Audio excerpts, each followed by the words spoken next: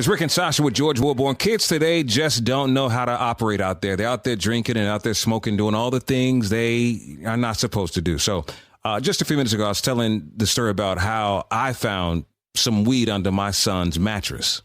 And Sasha, you asked what I did. Well, my other son knew exactly what I would do. So he called his brother and told him, It's time for you to move. As soon as I got there, he was already moving out. We didn't even have to have a conversation. Because he knew. Because he knew it was time for him to go. Once he got his head together, and he's about 17 or 18, and he left to go wreak havoc at his mom's house, which was unfortunate. But once that high came down, we had to talk. So, and this is what happens. Kids get out there and they're stopped by police and they don't know how to handle themselves. Officer Bruce Griggs is with us right now. And what are people's basic rights? What are the first things they need to know when they get stopped by law enforcement? The first thing is if you're stopped or detained, you have the right to ask that officer why. But you need to do it politely and in a manner that's non-confrontational. Remember, the first words that are spoken by either that particular officer or the citizen involved is going to determine the tone of that encounter, or even whether or not you're going to be locked up, and might even determine whether you might get killed. Well, maybe I want your badge number, okay? What do you mean I can't have my cell phone? First of all, I know I don't need to be talking like that. Can I have my cell phone? They're going to lock your ass up. And we need to talk about that attitude. Drop all of that attitude. Do I have the right to hold my cell phone and record?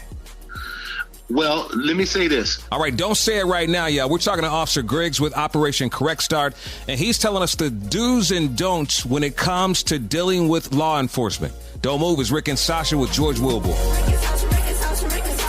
It's Rick and Sasha with George Wilborn. We're talking to Officer Griggs with Operation Correct Start. Well, I have to tell you, this is quite confusing. And if it's confusing for adults, I can imagine what kids feel like.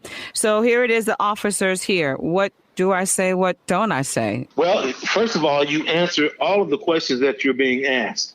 Your answers should be always factual and to the best of your knowledge. Always remember that you're not required to give testimony against yourself.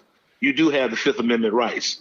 Main thing, do not badmouth, talk down, or walk away from the law enforcement official, even in an instance where you feel that they're wrong.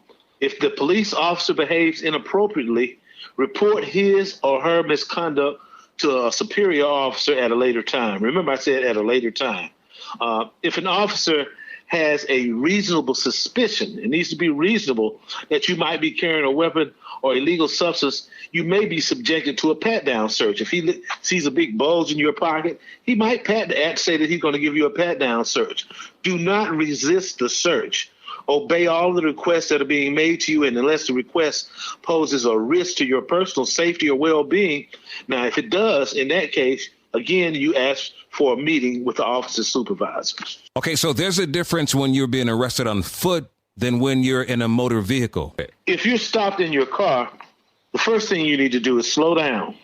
Pull over safely when you can. If the police vehicle is an unmarked car and you cannot identify the driver as a uniformed police officer, what you should do is drive below the speed limit to a well-lit, populated area like a mall where you can see who that is. You can call 911 to make sure that that is an official police officer pulling you over also. Okay, now, Officer Griggs, laws are different in each state. Some people just hop right out the car. Is that the smart thing to do?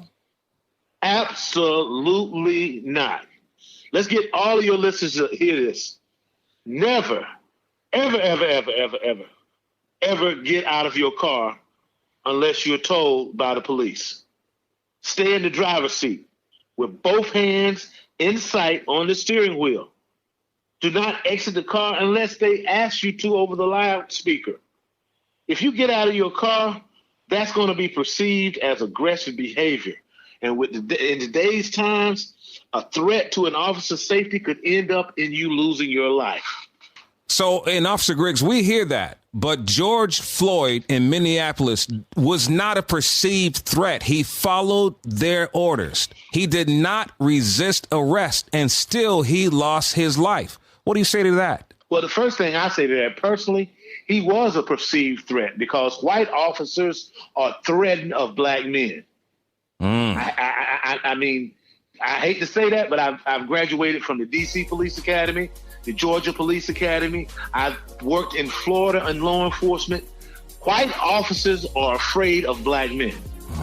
We clearly have a target on our back, y'all. Officer Bruce Griggs, thank you so much. We appreciate you, man. Thank you. You're quite welcome. Anytime. It's Rick and Sasha with George Wilbur.